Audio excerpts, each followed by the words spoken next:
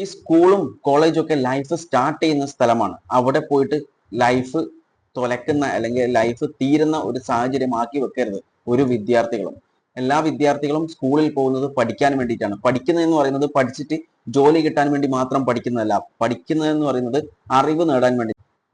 Hello, hi, welcome to civil service simplifier. Kozhikode ഫറൂഖിൽ ഒരു +1 വിദ്യാർത്ഥിക്ക് കുത്തേറ്റിട്ടുണ്ടായിരുന്നു. അതിനാസ്പദമാക്കി ഒരു വിദ്യാർത്ഥിയെയും ആ വിദ്യാർത്ഥിയുടെ പിതാവിനെയും പോലീസ് അറസ്റ്റ് ചെയ്തിട്ടുണ്ട്. കാര്യം വേറെ ഒന്നുമല്ല, കുട്ടികൾ തമ്മിൽ, ആ വിദ്യാർത്ഥികൾ തമ്മിലുള്ള എന്തോ ഒരു ഇഷ്യൂ ആണ്. ഇത് കേട്ടിട്ട് നമുക്ക് വലിയ ഷോക്കൊന്നുമില്ല. കാരണം ഇതൊക്കെ ഇപ്പോൾ കേരളത്തിൽ കണ്ടുകൊണ്ടിരിക്കുന്ന അല്ലെങ്കിൽ കേട്ടുകൊണ്ടിരിക്കുന്നത് തന്നെയാണ്. അതുകൊണ്ട് തന്നെ ഇതിനെക്കുറിച്ച് വലിയ പ്രശ്നമൊന്നുമില്ല. എന്നാൽ ഇതിനൊക്കെ കാരണം എന്താണ് യഥാർത്ഥത്തിൽ? അതിനെക്കുറിച്ച് ആധികാരികമായിട്ട് സംസാരിക്കാൻ എനിക്ക് പറ്റില്ല. അതിനെക്കുറിച്ച് ആധികാരികമായിട്ട് പറയാൻ പറ്റുന്ന ഒരു വ്യക്തിയുടെ വാക്കുകൾ നമുക്ക് കേട്ടു നോക്കാം.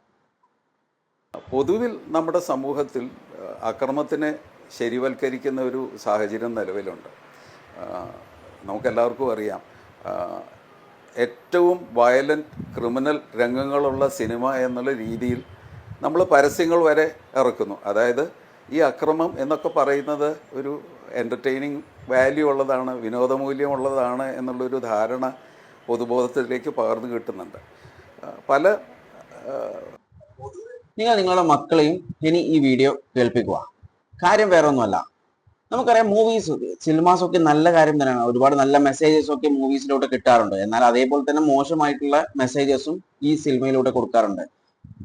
ഈ അടുത്തായിട്ടുള്ള ഒരു 4-5 വർഷത്തിനുള്ളിൽ വന്നിട്ടുള്ള കോളേജ് മൂവീസ്, അതുപോലെ തന്നെ സ്കൂൾ ലൈഫ് മൂവീസ് ഒക്കെ കണ്ടു കഴിഞ്ഞാൽ നമുക്കറിയാം അതിൽ ഹൈലൈറ്റ് ചെയ്യുന്ന കാര്യം എന്ന് പറയുന്നത് റാഗിങ്, അതുപോലെ കുട്ടികൾ തമ്മിലുള്ള പ്രശ്നങ്ങൾ, തല്ലുണ്ടാക്കൽ, അങ്ങനെയുള്ള കാര്യങ്ങളാണ് അവർ ഹൈലൈറ്റ് ചെയ്യാറുള്ളത്. അത് എന്തുകൊണ്ടാണെന്നല്ല, അത് ആവിഷ്കാര സ്വാതന്ത്ര്യമാണ്. അതുകൊണ്ട് തന്നെ അതിൽ ചോദ്യം ചെയ്യാൻ പറ്റില്ല.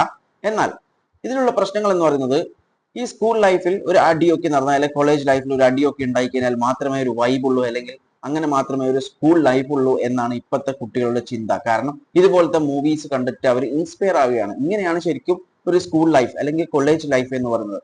നമുക്കറിയാം, ഇപ്പൊ അടുത്തുള്ള സ്കൂൾസ് ഒക്കെ നമുക്ക് എടുത്തു നോക്കിക്കഴിഞ്ഞാൽ കാണാം, ഇത്രയും വർഷങ്ങളായിട്ട് ഒരു പ്രശ്നമില്ലാത്ത സ്കൂളുകളായിരിക്കും. എന്നാൽ ഇപ്പോൾ ആ സ്കൂളുകളിൽ കുട്ടികൾ തമ്മിൽ, വിദ്യാർത്ഥികൾ തമ്മിൽ പരസ്പരം അടിയും കാര്യങ്ങളൊക്കെ നടക്കുന്നുണ്ട്. അതിനുള്ള റീസൺ എന്ന് പറയുന്നത് ഈ ഒരു കാര്യം തന്നെയാണ്. ഈ സ്കൂൾ ലൈഫ്, അതുപോലെ തന്നെ കോളേജ് ലൈഫ് മൂവീസ് ഒക്കെ ഹൈലൈറ്റ് ചെയ്യുന്ന പാർട്ട് ഇതൊക്കെയാണ്. ഒരുപാട് മൂവീസിലൊക്കെ ഉണ്ട് റാഗിങ് ഒക്കെ ഒരു കോമൺ ആയിട്ട് നടക്കുന്ന ഒരു കോമഡി ആയിട്ടുള്ള ഒരു കാര്യമാണ്. അതുണ്ടായാൽ മാത്രമേ സ്കൂൾ ലൈഫ്, കോളേജ് ലൈഫ് ഒക്കെ പൂർത്തിയാകും, അതൊക്കെ ഒരു വൈബാണെന്നൊക്കെ കാണിക്കുന്ന കുറെ മൂവീസ് ഉണ്ട്. റാഗിങ് മാത്രമല്ല, അതുപോലെ തല്ലും കാര്യങ്ങളൊക്കെ, ഒരു സ്കൂളൊക്കെ ആയിക്കഴിഞ്ഞാൽ തല്ലൊക്കെ വേണം, അതൊക്കെ ഒരു വൈബാണെന്നുള്ള ഒരു സെറ്റപ്പിൽ പോകുന്ന ഒരുപാട് മൂവീസ് ഉണ്ട്. സ്കൂളിൽ മാത്രമല്ല കോളേജിലും ഇതുപോലെ പ്രശ്നങ്ങളുണ്ട്. എന്നാൽ അതൊക്കെ സിനിമകളാണ്, അത് മനസ്സിലാക്കുക ആദ്യം. കാരണം ഇത് റിയൽ ലൈഫിൽ വന്നു കഴിഞ്ഞാൽ, ഈ റാഗിങ് ചെയ്താലും ശരി, അല്ലെങ്കിൽ തല്ലുണ്ടാക്കിയായിരുന്നാലും ശരി, ഒരു പോലീസ് കേസ് വന്നു കഴിഞ്ഞാൽ അത് ഭയങ്കരമായിട്ടുള്ള ബുദ്ധിമുട്ട് ഉണ്ടാക്കും. ആ വ്യക്തികളെ ആരൊക്കെയാണോ ആ കേസിൽ കൊടുക്കുന്നത് അവരൊക്കെ നന്നായിട്ട് ബുദ്ധിമുട്ടും. കാരണം എൻ്റെ എക്സ്പീരിയൻസിൽ എൻ്റെ ചില ഫ്രണ്ട്സ് ഉണ്ട് ഇതേപോലെ റാഗിങ്ങും അതുപോലെ തന്നെ തല്ലൊക്കെ ഉണ്ടാക്കി നടന്ന ഒരുപാട് ഫ്രണ്ട്സ് ഉണ്ട്. അവരൊക്കെ ഇപ്പോഴും ഏകദേശം 6-7 വർഷമായി പാസ്പോർട്ടിന് വേണ്ടി നട്ടം തീരുന്നു. കാരണം പാസ്പോർട്ട് കൊടുക്കില്ല, കേസ് ഉണ്ടാക്കി തന്നെ പാസ്പോർട്ട് കൊടുക്കില്ല. ആ കേസ് ഊരി പോരാൻ വേണ്ടി അവർ കുറെ കാലമായി കളിക്കുന്നത്. ഇതുവരെ കേസ് പിൻവലിച്ചിട്ടില്ല.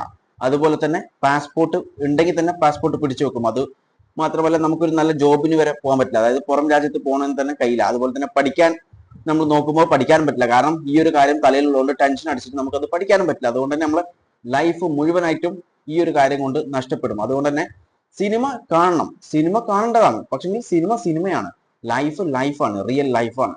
അതിലൊരു പ്രശ്നം വന്നു കഴിഞ്ഞാൽ ആരും കൂടെ ഉണ്ടാവില്ല. അതുപോലെ തന്നെ നമ്മൾ സ്വയം അനുഭവിക്കേണ്ടി വരും ഇതിലൊക്കെയുള്ള പ്രശ്നങ്ങൾ.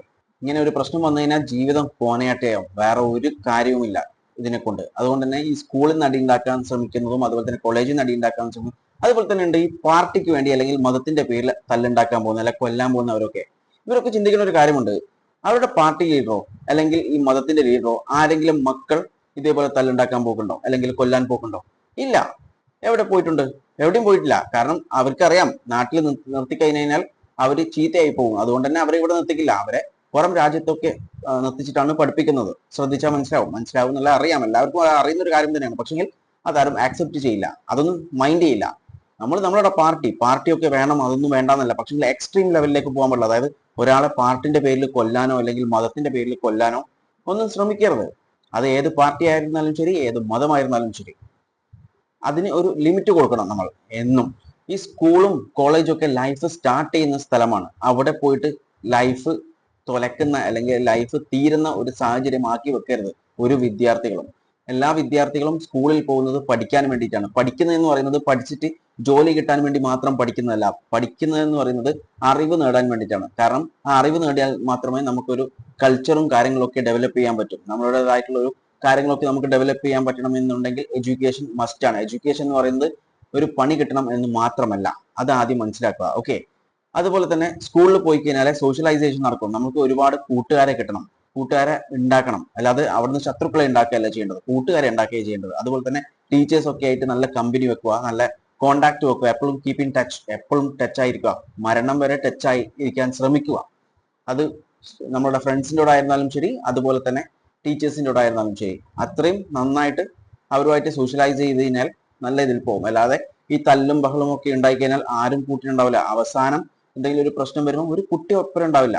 ഈ ഒരു പ്രശ്നത്തിൽപ്പെട്ട് ജയിലിൽ പോയാലോ അല്ലെങ്കിൽ ഒരു കേസ് വന്നാലോ ഒരു കുട്ടിയും തിരിഞ്ഞു നോക്കില്ല. അതുകൊണ്ട് തന്നെ പഠിക്കാൻ പോയാൽ പഠിക്കുക മാത്രമല്ല അവിടുന്ന് കളിക്കാനുള്ള കാര്യങ്ങളൊക്കെ കളിക്കുക. പക്ഷെ ഇതുപോലത്തെ പ്രശ്നങ്ങൾ, അതായത് ഇപ്പം കത്തിക്കുത്തും ഇതൊക്കെ നമ്മൾ സ്ഥിരമായിട്ട് ഇപ്പോൾ ന്യൂസിൽ ഇരിക്കുന്നതാണ്. കുട്ടികളാണ് എന്താ കത്തിയെടുത്തിട്ട് കൊല്ലുന്നതും പിടിക്കുന്നതും ഒക്കെ ആയിട്ടുള്ള കാര്യം. കത്തിയെടുത്തിട്ട് കുത്തുക, കൊല്ലുക, അങ്ങനെ ഒരുപാട് കാര്യങ്ങൾ കുട്ടികളാണ് ഇപ്പോൾ ചെയ്തുകൊണ്ടിരിക്കുന്നത്.